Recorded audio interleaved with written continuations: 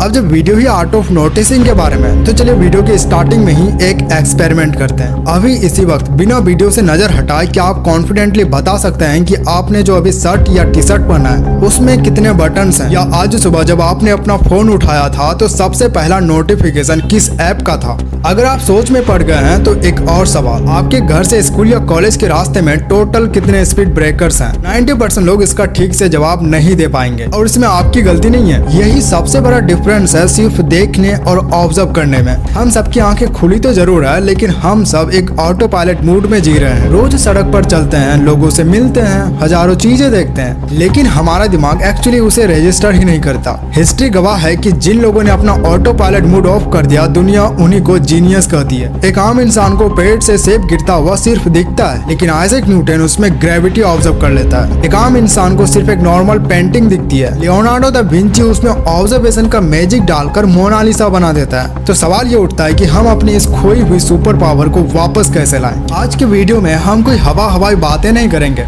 हम proper neuro science और psychology की मदद से इस आर्ट ऑफ नोटिसिंग के पीछे की शॉकिंग रियलिटी को डिकोड करेंगे। हम समझेंगे कि कैसे हमारा ही दिमाग हमारे साथ खेल खेलता है, कैसे आप इसे हैक करके दुनिया को वैसे देख सकते हैं जैसे 99% लोग नहीं देख पाते। तो चलिए शुरू करते हैं। इस वीडियो में आगे बढ़ने से पहले मैं आपको एक क्लियर वार्निंग दे दूं। आज मैं आपके दिमाग के साथ कुछ साइकोलॉजिकल माइंड गेम खेलने वाला हूँ। हम सिर्फ थ्योरी की बातें नहीं करेंगे, बल्कि हर एक सेक्शन के एंड में आपको एक चैलेंज देंगे और मेरा दावा है कि ज्यादातर लोग उस चैलेंजेस में फेल हो जाएंगे। इस प्रोसेस में आपको ये पता चलेगा कि आपका दिमाग एक्चुअली आपको कितना बड़ा धोखा दे रहा है। तो सबसे पहले समझते हैं कि हम प्रैक्टिकली ब्लाइंड क्यों हैं। आपको लगता है कि आप जो देख रहे हैं वही रियलिटी है। साइंस कहती है कि हमारे पांचों सेंसेस मिलकर लगभग 1.1 करोड़ बीट्स का डाटा भेजते हैं, लेकिन एक शॉकिंग सच बताऊं, हमारा कॉन्शियस दिमाग यानी आप जब अभी इस वीडियो को देख रहे हैं वो एक सेकंड में सिर्फ और सिर्फ 40 बीट्स डाटा को ही कैप्चर कर पाता है। मतलब आपका दिमाग बाकी का 99.99% डाटा डिलीट कर देता है। आपका दिमाग एक स्ट्रिक्ट सिक्योरिटी गार्ड की तरह काम करता है। वो सिर्फ वही इन्फॉर्मेशन आपके अंदर आने देता है जो उसे लगता है कि अभी आपके लिए इम्पोर्टेंट है, बाकी सब गायब। यही वजह है कि जब आपके सामने कोई बड़ा मैजिशियन या फिर कोई हाईली मैनिपुलेटिव इंसान आपके सामने होता है, वो आपके ध्यान को आसानी से हैक कर लेता है। वो जानते हैं कि आप वो 11 मिलियन चीजें नहीं, सिर्फ वो 40 बीट्स डाटा देख रहे हैं जो वो आपको दिखाना चाहते हैं। आपको लगता है कि कंट्रोल आपके पास है, पर रियलिटी बिल्कुल ऑपोजिट है। अब आते हैं चैलेंज पर। जब आपने वीडियो क्लिक किया तो इस वीडियो के थंबनेल में वो क्या लिखा हुआ था, या फिर छोड़िए बैकग्राउंड में ऐसी कौन सी चीज है जो अभी अभी गायब हुई है? दिमाग पर जोर डालिए, नहीं याद आ रहा है ना? जवाब ढूंढने के लिए आपको वीडियो रिवर्स करना पड़ेगा। यही है आपके 40 बिट्स मेमोरी का इल्यूजन। आपको लगता था आप सब चीज ऑब्जर्व कर रहे हैं, एक्चुअली में आपका दिमाग आधी नींद में था। अगर आप इस पहले चैलेंज में फेल हुए हैं तो थोड़ा अलर्ट हो जाइए, क्योंकि असली साइकोलॉजिकल ट्रैप्स तो अभी बाकी है। अब एक कड़वा सच सुनिए, हम चीजों को नोटिस करना इसलिए बंद नहीं करते क्योंकि हमारा दिमाग कमजोर है। हम इसलिए ब्लाइंड हो जाते हैं क्योंकि हम आदत के गुलाम बन चुके हैं। बचपन से सोसाइटी हमारे अंदर एक डिफॉल्ट सॉफ्टवेयर इंस्टॉल कर देती है। एक सिंपल सा एग्जांपल लीजिए। अगर इस वीडियो को देख रहे 1000 लोगों से मैं कहूँ कि अभी एक पेपर लो और उसमें एक सीनरी ड्रॉ करो, तो 90% लोग एग्जैक्टली सेम ड्राइंग बनाएंगे। दो पहाड़, उनके बीच एक उगता हुआ सूरज, घर, रोड, आसमान में भी सेब की उड़ती हुई चिड़िया। क्यों? क्या हम सबने बचपन में यही पहाड़ देखा था? नहीं, हमने बस एक कॉपी पेस्टेड आइडिया को बिना सोचे समझे एक्सेप्ट कर लिया। जब हम किसी चीज के आदी हो जाते हैं तो उस पर सवाल उठाना, उस पर ध्यान देना बंद कर देते हैं। जो जैसा चल रहा है हम उसे नॉर्मल मान लेते हैं। और असली खतरा तो यही है जब आप क्वेश्चन करना बंद कर देते हो, क्योंकि जब आप ऐसा करते हो तो आपको बेवकूफ बनाना और मैनिपुलेट करना सबसे आसान होता है। सोसाइटीज, बड़ी बड़ी कंपनियां और ये सिस्टम आपसे यही चाहती है कि आप डिफॉल्ट मूड में सोते रहो, ताकि आप उनके बनाए हुए ट्रैप्स को नोटिस ही ना कर पाओ। चलिए चेक करते हैं कि आपका डिफॉल्ट मूड कितना स्ट्रॉन्ग है। अभी आपके स्क्रीन पर 3 सेकंड के लिए एक सिंपल सा सेंटेंस आएगा, आपको बस उसे जोर से पढ़ना है। रेडी? क्या पढ़ा आपने? You are a genius. अगर हाँ तो कॉन्ग्रेचुलेशंस, आप फिर ट्रैप हो चुके हैं। ध्यान से थोड़ा रिवाइंड करो और देखो वहाँ पे डबल ए था। आपके दिमाग ने दूसरे ए को कम्प्लीटली इनविजिबल कर दिया, क्योंकि आपका दिमाग सेंटेंस पढ़ने की आदी हो चुकी है। उसने डिफॉल्ट सेटिंग ऑन की और एरर को खुद ब खुद डिलीट कर दिया। वो वही देखता है जो वो देखना चाहता है, वो नहीं जो एक्चुअली वहाँ है। और यकीन मानिए रियल लाइफ में यही आदत आपसे ऐसे डिटेल्स मिस करवाती है जो आपका पूरा करियर या रिलेशन बचा सकती है। अब आते हैं दुनिया की सबसे डार्क रियलिटी पर। जब आप डिफॉल्ट मोड में सोते रहते हैं तो ये सिस्टम यानी बड़ी बड़ी कंपनियां, गवर्नमेंट और ये सोसाइटी बिना आपको बताए कैसे आपके बिहेवियर को कंट्रोल करता है। क्या आपने कभी नोटिस किया है कि मेट्रो स्टेशन, एयरपोर्ट्स या बस स्टॉप्स पर जो बेंचेस होते हैं वो अक्सर टेढ़े क्यों होते हैं, या उनके बीच में आयरन के आर्म रेस्ट क्यों लगे होते हैं? देखने में आपको लगेगा कि ये कोई मॉडर्न डिजाइन है, लेकिन असलियत में इसे होस्टाइल आर्किटेक्चर कहा जाता है। इसे जानबूझकर ऐसा बनाया जाता है ताकि कोई होमलेस इंसान वहां लेटकर सो ना सके।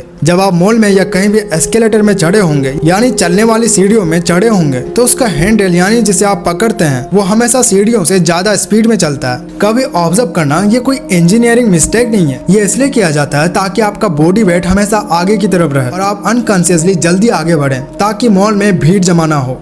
चलिए देखते हैं कि क्या आप इन्फॉर्मेशन को फालतू डिस्ट्रैक्शन से अलग कर पाते हैं कि नहीं। सोचो तुम एक पैसेंजर प्लेन उड़ा रहे हो जिसमें 20 लोग बैठे हुए हैं। अचानक प्लेन के एक इंजन में आग लग जाती है। प्लेन में सिर्फ 12 पैराशूट्स हैं, जिनमें से 6 लोग पैराशूट्स बांधकर कूद जाते हैं और 2 पैराशूट्स हवा में बाहर निकलकर उड़ जाता है। अब प्लेन में 4 पैराशूट्स हैं और 14 लोग बचे हुए हैं। तो अब जल्दी से बताओ पायलट की एज कितनी होगी।